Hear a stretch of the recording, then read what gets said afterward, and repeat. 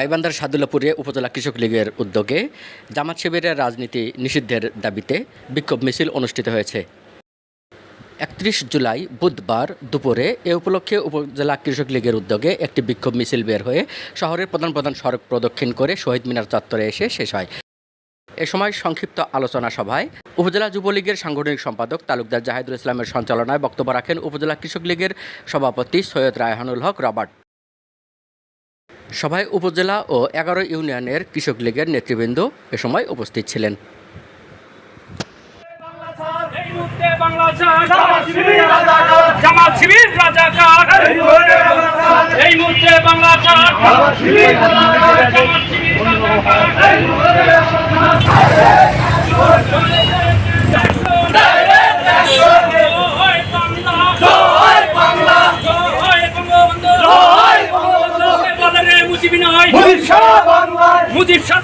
এই সময়ে বাংলাদেশে যখন শান্তিপূর্ণ অবস্থানে সবাই আমরা আছি, ঠিক সেই মুহূর্তে স্বাধীনতা বিরোধী জামাত বিএনপি রাজাকার চক্র বাহিনী আবারও বাংলাদেশকে অস্থিতিশীল করার জন্য বিভিন্ন রকম পায়তারা করতেছে।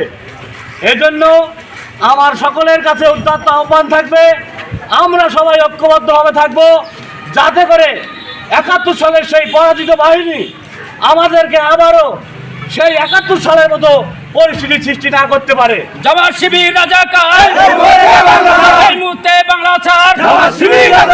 জামাত শিবির রাজাকার, এই মুহূর্তে বাংলা ছাড়। তাই আমি আপনাদেরকে সকলকে সজাগ থাকার জন্য উদাত্ত আহ্বান রেখে আজকের এই বিক্ষোভ মিছিল এখানেই সমাপ্ত করছি। জয় বাংলা, জয় বঙ্গবন্ধু। জয় বাংলা। জামাত শিবির রাজাকার, এই মুহূর্তে বাংলা ছাড়। এই মুহূর্তে বাংলা ছাড়। জামাত শিবির রাজাকার, জয় বাংলা, জয় বাংলা, জয় বঙ্গবন্ধু, জয় বঙ্গবন্ধু। জয়